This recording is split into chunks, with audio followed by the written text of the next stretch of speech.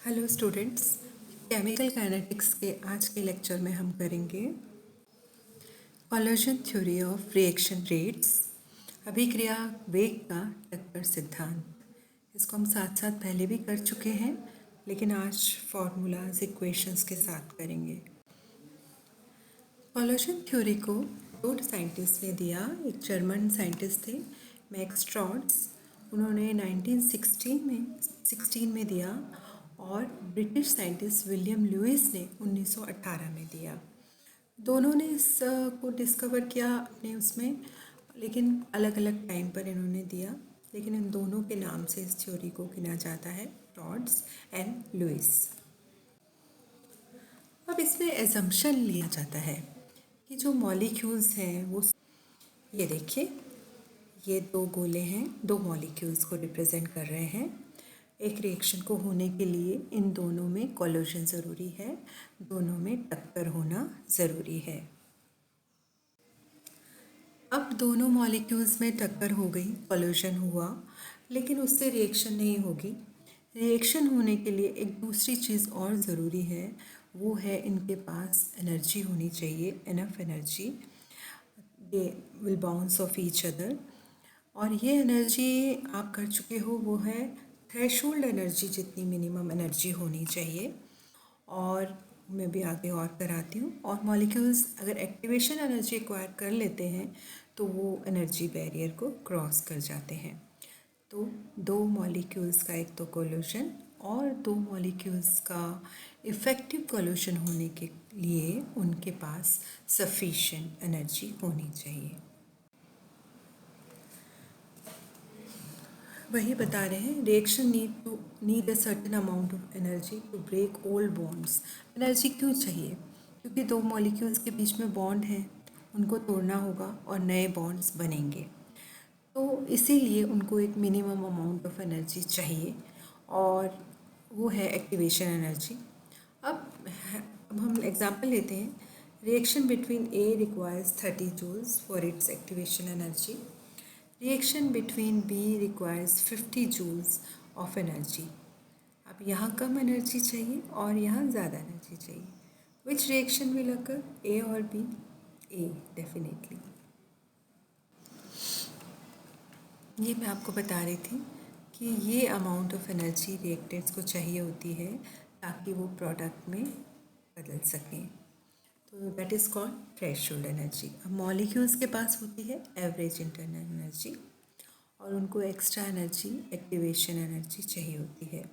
तो जिन मॉलिक्यूल्स के पास इतनी एनर्जी है ताकि वो इस बैरियर को क्रॉस कर पाएँ, वो प्रोडक्ट में चेंज हो जाते हैं, और बाकी मॉलिक्यूल्स चाहे वो कोलिशन करें उसके बाद भी वो प्रोडक्ट में चेंज नहीं हो पाते, क्योंकि हज़ारों मॉलिक्यूल्स कोलाइड करेंगे लेकिन कुछ मॉलिक्यूल्स ही प्रोडक्ट में चेंज हो पाते हैं जिनके पास थ्रेशोल्ड एनर्जी को क्रॉस करने के लिए एक्टिवेशन एनर्जी है।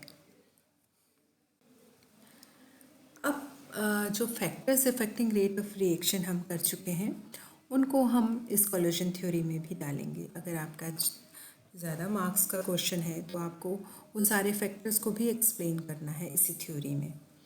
तो हमने काफ़ी सारे फैक्टर्स किए थे, concentration of reactants, nature of reactants, temperature, catalyst, तो सरफेस एरिया, ये सब फैक्टर्स आपको कोलिशन थ्योरी में वापस लिखने हैं। अब जब हम 10 डिग्री सेंटीग्रेड टेम्परेचर बढ़ाते हैं तो रेट ऑफ रिएक्शन दुगना या तिगुना हो जाता है। क्यों? क्योंकि उनके पास, पार्टिकल्स के पास एनर्जी होती है ताकि वो थ्रेशोल्ड एनर्जी के उसको एनर्जी बैरियर को क्रॉस कर सकें। और अब है कंसंट्रेशन। कंसंट्रेशन बढ़ाते हैं तो ज़्यादा कोलिशन होता है, एक पार्टिकल्स एक दूसरे के क्लोज आते हैं और ज़्यादा कोलिशन होता है। If we double the concentration we double the rate, because there are double the number of successful collision. अब सरफेस एरिया का भी इसी तरह से रोल है। अगर सरफेस एरिया बढ़ाते हैं तो मॉलिक्यूल ज़्यादा एक्सपोज्ड होंगे and more collision, so the rate of reaction increases. ये देखिए, एक आपकी ये सरफेस है, अब यहाँ हमने उसके टुकड़े कर दिए तो आपने हर सरफेस एरिया को बढ़ा दिया। देखते ना आप, कोयला एक बड़ा सा उस कोयले का टुकड़ा लो, एक छोटा छोटा कोयला लो, तो छोटा वाला जल्दी जलेगा क्योंकि उसका सरफेस एरिया बढ़ जाता है, रिएक्शन फास्ट हो जाती है। ये हम दिखा रहे थे कि टेम्परेचर 10 डिग्री बढ़ाने पर कैसे रेट ऑफ रिएक्शन दुगना या तिगना हो जाता है। ये हैं पार्टिकल्स जो पहले प्रोडक्ट में चेंज होते थे, जिनकी एनर्जी थ्रेशोल्ड एनर्जी को क्रॉस कर जाती थी, लेकिन टेम्परेचर बढ़ाने पर इन मॉलिक्यूल्स की जो संख्या है, परसेंटेज है, वो देखिए बढ़ गया है, दुगना हो गया है। Twice as many molecules passes the threshold kinetic energy at 30 degree centigrade. देखो टेम्परेचर का डिफरेंस सिर्फ 10 डिग्री सेंटीग्रेड का है, लेकिन यहाँ देखिए मॉलिक्यूल्स पहले इतने थे और अब डबल हो गए हैं। तो टेम्परेचर बढ़ाने पर रेट ऑफ रिएक्शन बढ़ जाएगा। A catalyst provides a different path for a reaction to take, which requires less energy. This means that more collision will be successful.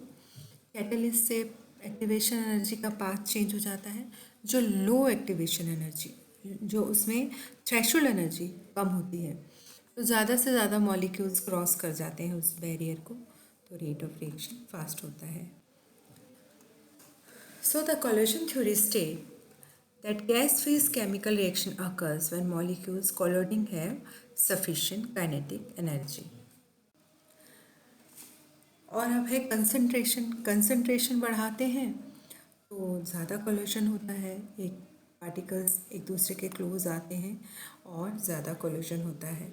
If we double the concentration we double the rate because there are double the number of successful collision.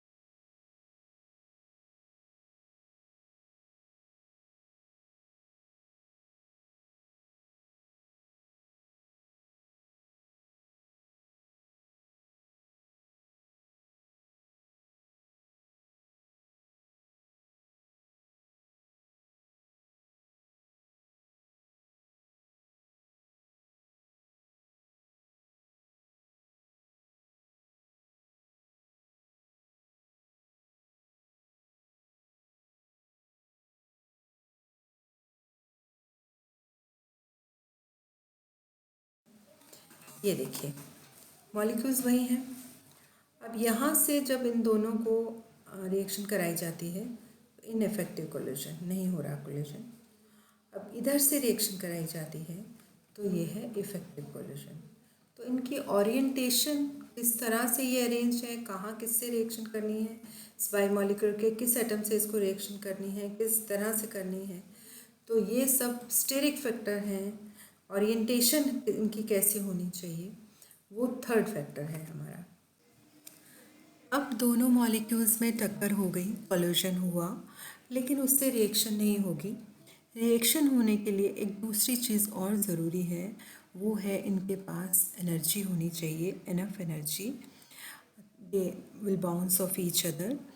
और ये energy आप कर चुके हो, वो है threshold energy जितनी minimum energy होनी चाहिए। और तो हम लास्ट में कह सकते हैं कोलिशन थ्योरी में, in order for a reaction to occur, the particles of the reactant must have enough energy and must collide at the correct angles or proper orientation. The collision theory explains the factors that affect the rate of reaction. The greater the rate of effective collision, the greater the reaction rate is. Effective collision कौन से हो गए? अगर molecules के पास, atoms के पास जो collide कर रहे हैं उनके पास एनर्जी सफिशेंट है ताकि थ्रेशोल्ड एनर्जी से ज़्यादा एनर्जी उनके पास है, तो वो होंगे इफ़ेक्टिव कोलिशन। तो जितने ज़्यादा इफ़ेक्टिव कोलिशन होंगे, रेट ऑफ रिएक्शन उतना ही ज़्यादा होगा। The collision theory explains the factors that affect the rate of reaction. तो फैक्टर्स में आएंगे, फिर से एक बार बताती हूँ। कंसंट्रेशन ऑफ रिएक्टेंट मॉलिक्यूल्स, क्योंकि ली चैटलियर प्रिंसिपल कहता है और लॉ ऑफ मास एक्शन कहता है कि rate of reaction is directly proportional to concentration of reactants. तो अगर कंसंट्रेशन ऑफ रिएक्टेंट तो ज़्यादा होता जाएगा तो रेट ऑफ रिएक्शन ज़्यादा होगा। दूसरा है नेचर ऑफ रिएक्टेंट्स। अगर रिएक्टेंट्स के बीच में बॉन्ड्स ज़्यादा स्ट्रॉन्ग होंगे, उनको तोड़ने के लिए हमें अधिक एनर्जी चाहिए होगी, तो वो रिएक्शन स्लो होगी। तीसरा टेम्परेचर हम कर चुके हैं। टेम्परेचर से तो रेट ऑफ रिएक्शन पे दुगना या तिगना हो जाता है अगर 10 डिग्री सेंटीग्रेड भी बढ़ा देते हैं। कैटलिस्ट है, कैटलिस्ट रिएक्शन का पाथ चेंज कर देता है, इसलिए रेट ऑफ रिएक्शन बढ़ जाता है, जिसमें एक्टिवेशन एनर्जी कम चाहिए होती है हमें। सरफेस एरिया है मॉलिक्यूल्स का। देन आप अगर फोटोसिंथेसिस हो रहा है तो इफ़ेक्ट ऑफ रेडिएशन। कई रिएक्शंस और भी H2Cl2, H2Br2, इन दोनों के बीच में जो रिएक्शंस होती हैं वो सब फोटो रिएक्शंस होती हैं, फोटोकेमिकल। तो उन रिएक्शन पे भी बहुत प्रभाव पड़ता है रेडिएशन का। तो इस तरह से सॉल्वेंट का इफ़ेक्ट पड़ता है। अगर कोई रिएक्शन आयनिक रिएक्शन है, वाटर में कराओगे तो उसकी स्पीड ज़्यादा होगी। अगर आप बेंजीन में कराओगे तो नॉन पोलर सॉल्वेंट में तो स्पीड कम होगी। तो इस तरह वो इस सभी फैक्टर्स को आपको इस कोलिशन थ्योरी में भी डालना है। तो 3 पॉइंट्स ये और साथ में फैक्टर्स, इसको मिला के आप कोलिशन थ्योरी को अच्छे से एक्सप्लेन कर सकते हो। Thank you student.